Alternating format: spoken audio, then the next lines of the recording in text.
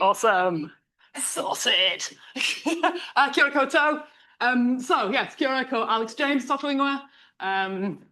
Yes, I'm from the University of Canterbury, come all the way over from New Zealand. You can tell by the accent, not a local there, but have been there long enough that when I go back to where I am local, they all think that your accent's gone, Alex. Bye, can I tell? So, what am I to math? So, first of all, I have confessions to make. Yes, I'm not a maths educator. I don't do maths education. I educate people in mathematics, which is quite different. But Clemency mentioned, you know, your computer geeks, the ones who do it, it's cool and they can. Really, really sorry. That's me. Yeah. So something I can do it, and I think it's cool, is I heart data. Yeah, I love data, and if I see data and I think, oh, there must be something I can learn from that. So that's everything. That's where this talk came from. Any clues? No. Maybe the down button. Let's hope. So, where did this come from? So, as I say, mathematical modeler. Yeah, that's what I'm by trade. And so I spent far too much time during COVID learning about efficacy versus effectiveness. Yeah, so efficacy is when they sit there with a Petri dish. And then you take 20 beautiful, white, 21-year-old college students and you inject them all with whatever it is you want to inject them with, and you see what happens. That's efficacy. Effectiveness is that when you go out into the real world and you let it loose and you cross your fingers and you hope that it's all the same as the lovely 20-year-old white European college students, yeah, all highly educated, etc. So, efficacy versus effectiveness. So this started with me kind of thinking, so, you know, I'm looking at my wonderful head of school over there, yeah, and I'm thinking, you know, people like her have to make decisions. So I come along, Clemency, please, please, please, I've got this awesome idea. I want to do assignments for 900 first years. And they're going to be really long assignments. And I just need somebody to mark them for me. Please, please, please, Clemency, can I? Yeah? And she kind of looks at me and says, how much money, Alex? Yeah? Or I come along and I say, well, what about quizzes? Everybody loves a good quiz. And we're all getting very online these days, and it all gets marked automatically, and some poor person sits there in the background with Stack or something equivalent and Moodle and whatever your package is and swears a lot. Yeah, but eventually it works. Yeah, so that's how and then of course we've got tutorials. Everybody loves a tutorial. At Canterbury, we would not dream of running a course without tutorials. Yeah, it's once a week, they turn up, they have the lectures, you know, and there's the one person and they all just go and do it all on YouTube. And then they come out and there's the tutorial with the tutor and it's lovely and it's small groups and it's all going to be absolutely awesome. Yeah? So which ones are better than the others? I'm going to use this word better and best. And please just, you know, stick your fingers in your ears, some little song, it'll all be fine. We'll get there at the end. Yeah. So that's where all this comes from. So we're going to go through them one at a time. Tutorials. So according to Google, this is what your tutorials will look like. Yeah. We'll kind of once again, fingers in ears, shut your eyes. You know, remember the silence in the room and yeah, and you're not asking how many of them are actually just on Facebook under the desk. It's not Facebook anymore, is it? Snapchat under the desk. Yeah, but this is what we dream of. This is what we dream of. And so again, once again, mathematician, absolutely not a maths educator. If you ask me, what's your conceptual framework, Alex? I'll look at it and say, what's a conceptual framework? So instead, you see, I turn to ChatGPT. And I say to ChatGPT, what are the benefits of tutorials, ChatGPT? And it says, not only does it tell me, but it also says, do you want those as a PowerPoint slide with some nice whizzy graphics? So we have the benefits of tutorials. We know that they're awesome. We know we've got all these ideas in our head of how they're going to work. We've got the immediate feedback, the deeper, yeah. So benefits of tutorials, yeah? I'm preaching to the choir. And then along comes me. So I come along and I think, so I wonder if going to the and I'm kind of doing I'm looking at my grading and I'm thinking, oh, look at all these awesome shit. They all went to the tutorials because we collect marks for tutorials. Yeah. So we mark them down. Most courses will give you between 5 and 10% for turning up. You know, I mean, literally just turning up. Some of them it's just turning up. Some of them it's turning up and doing something. You know, but it's like essentially if you do Snapchat under the desk for the whole time, we'll give you 1 out of 2 instead of 2 out of 2, that kind of thing. So very, very, very low stakes, worth between 5 and 10% overall. And I can collect this data, once again, data geek. I can collect this data for, shall we say, about 20 years of courses in maths and engineering maths, tens of thousands of students. Yeah, and I can, somehow manage to get all this measure. There'll be mistakes in there. Yeah, but I've done my best, and these kind of our tutorial marks. So there's the tutorial mark. Every dot is a student, all on different courses. There's the tutorial mark, and the summative mark is the exams and the tests. Okay, so just exam tests. So it's not the overall final mark because that includes the tutorial mark, and that's all getting a bit weird and a bit self-what's-itting. So there we go. That's what I see. When I look at my spreadsheet of marks, I see this. And I go, look, all my best students come to the tutorial. Look, they do so well by coming to the tutorial. They do so well in the exam, they went to the tutorial. All those terrible ones that, they didn't turn up at the tutorial. Of course, they're going to fail the exam. Yeah? And I kind of walk away at that. Yeah? And I say, how effective are my tutorials? So I do a bit of stats on here, mixed effect models, all that kind of rubbish. So the only thing I'm measuring there, is, you see the lines? The top to the bottom. Yeah, top to the bottom. What's the difference? Yeah, that difference, that's my effect size. Okay, so for level 1, the red line starts on the left-hand side, it starts at about 27, 28, maybe like 32, let's say, and it goes up to just over 60. Okay, so that difference, I'm defining that as the effect of a tutorial. Yeah? And I can be very trained, I can do it by course, I can do it with a mixed effect model, I can do all these things where I'm taking stuff into account. So that's what I did. Wow. Don't go to tutorials, go to all the tutorials. 30%.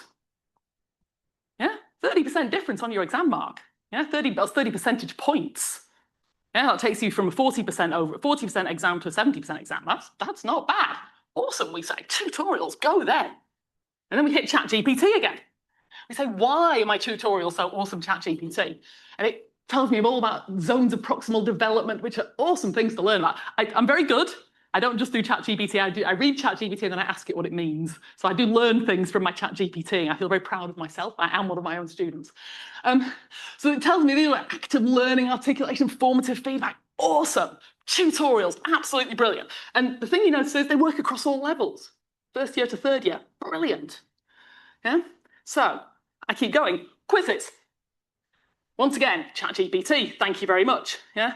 So the quiz is often you type in your answer, bang, you get the green tick or the red tick. Yeah, the red writing of doom.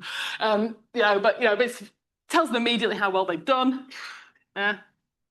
And there we go. So quizzes, we have lots of them at first year. We've had them for years. We have a few at second year. Okay, so my second year results, level 2 results for quizzes are all a bit dodgy. Yeah, don't hold me to them. It's literally it's one course has done them. When I took this data, one course had done them for 2 or 3 years. Okay, so bit dodge to say the least. Yeah, and none of our third year courses do them. How effective are quizzes? You can see on the box plot. Yeah, there's poor second year doing beautifully. You go, tell me none of it's working. I didn't do it.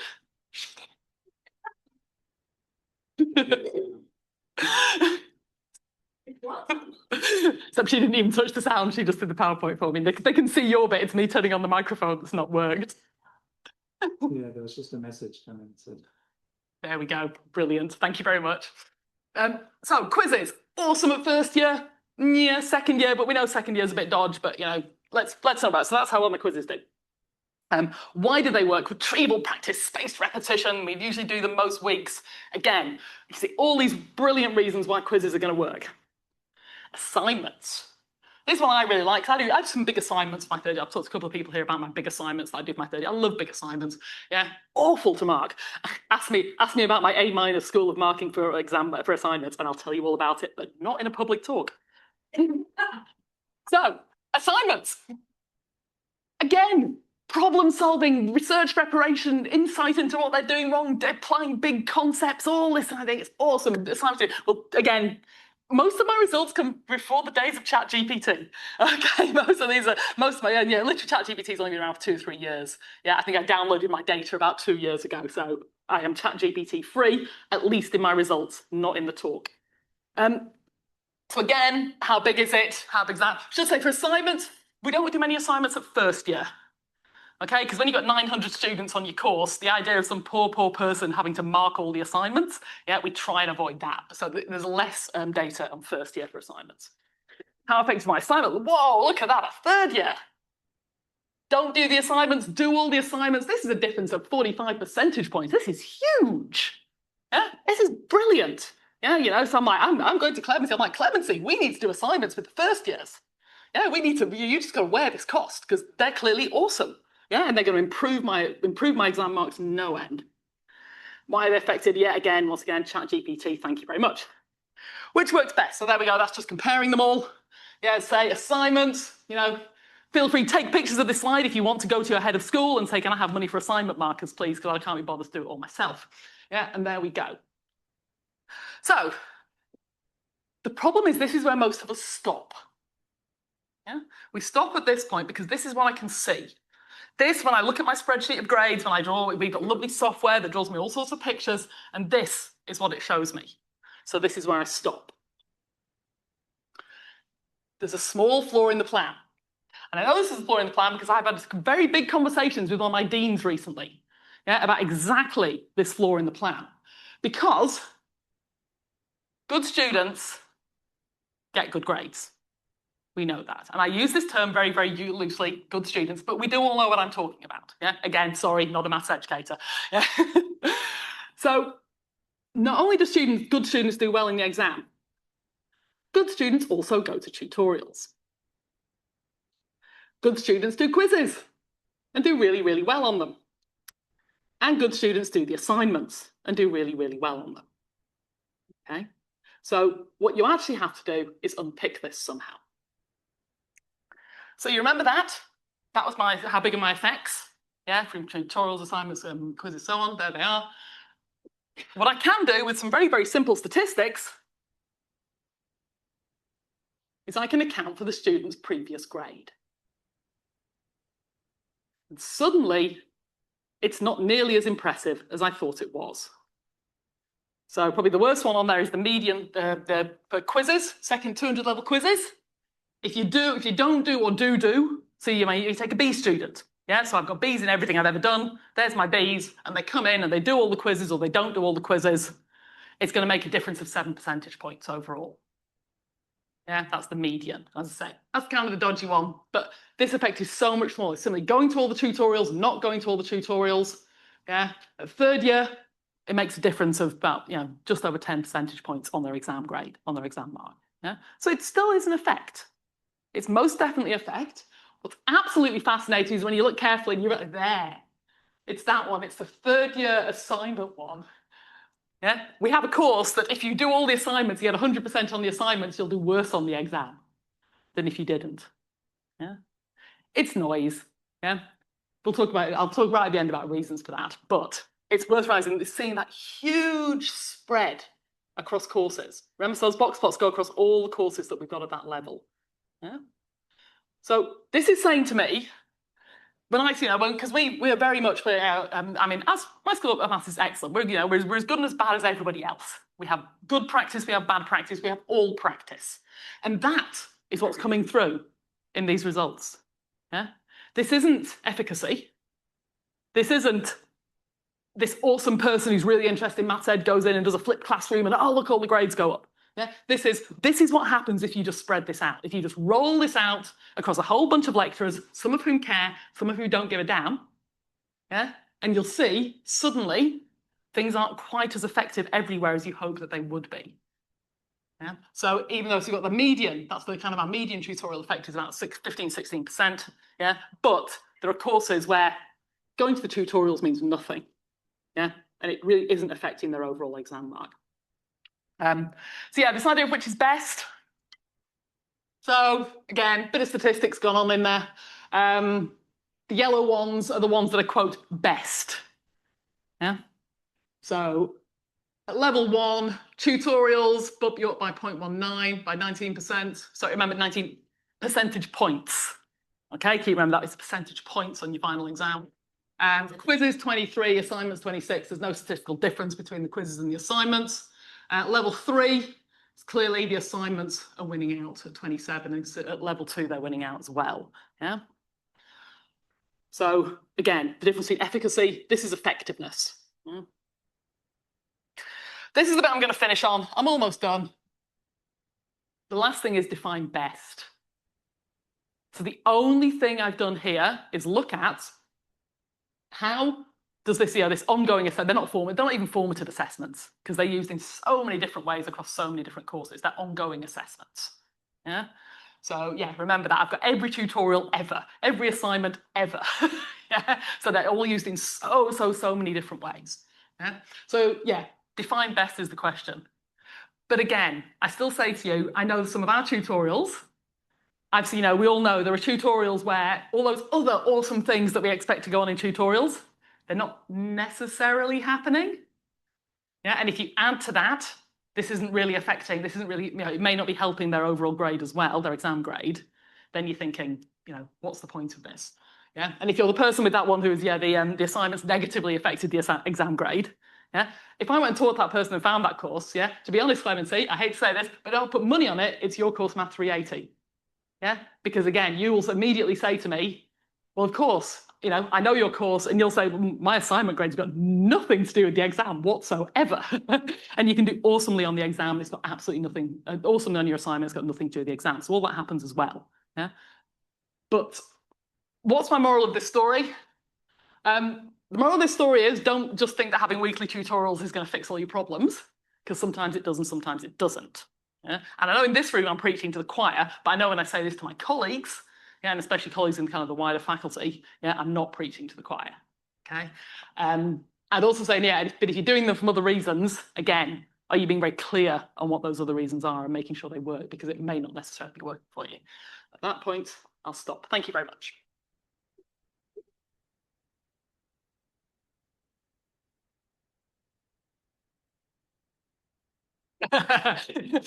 Yes, I'm not paying for your tutorials ever again. Mark your own assignments. Go on, Clemency.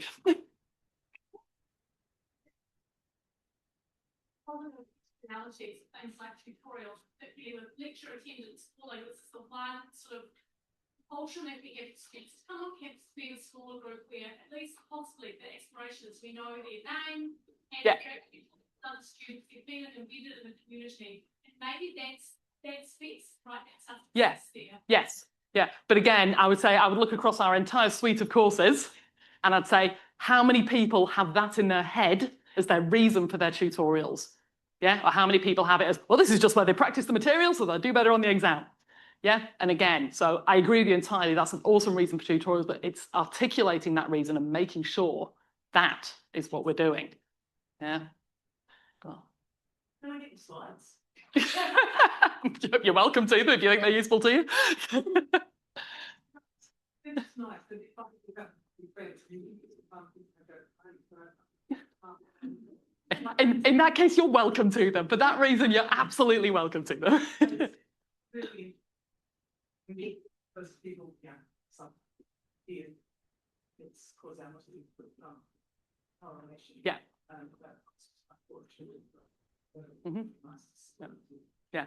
I think the other thing, because again, I've written this up and it's being reviewed at some point somewhere. But you can see, doing the literature review for it. Yeah. Finding other studies. So this is the efficacy thing. Finding studies where people have done things like this and accounted for previous student grade. My God, are they thin on the ground? Like really, really thin on the ground. Again, this isn't my area. I had to go and ask people. I couldn't even find anything in the first place. What do I type into Google? What are my keywords? But even when I kind of felt I was in, again, I was finding not that many studies. I found, plenty of studies that told me tutorials were awesome for their exam marks. Yeah, but then you say, but good students go to tutorials, good students do well on exams. Yeah.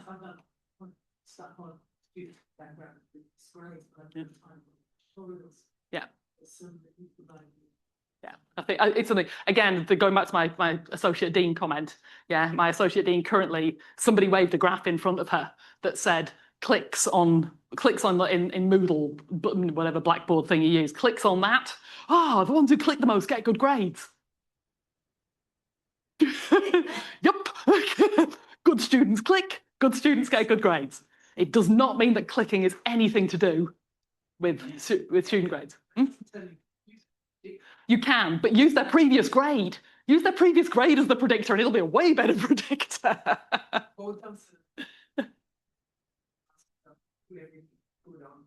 Yeah. Yes. Yes. Yeah. I think, I think mine showed that 65% of your grade, 65% of the variance in grades is explained by your previous grades. 65% I got. So remember, that's maths grades explaining maths grades. Okay? I like the clicking thing. I'm going to put a big button on my camera side that just says click here to make Yes. the grades go up. Exactly. Yeah, because according to one of our associate deans, it works. Yeah, according to one of our clicking, it's engagement. They're engaged. They're clicking. No, good students are clicking. Good students do well. Okay.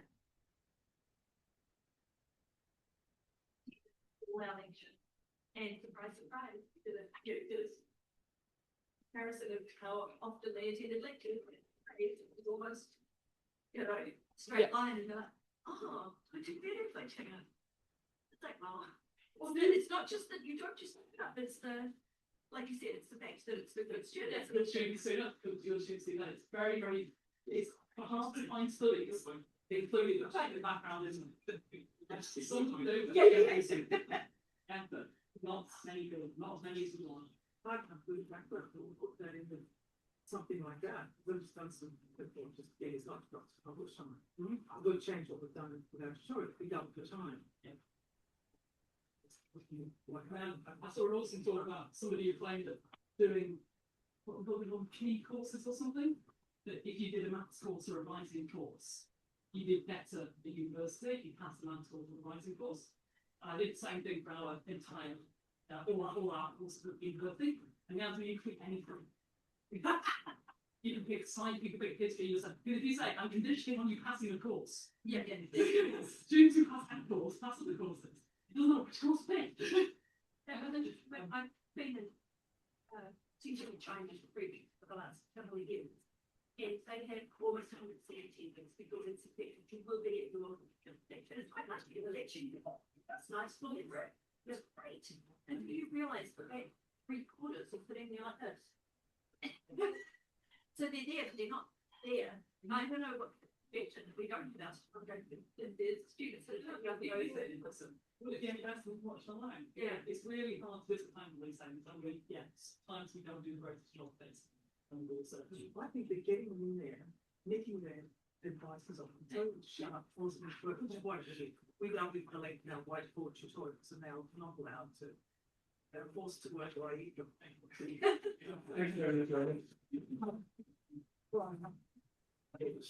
Okay, thanks very much.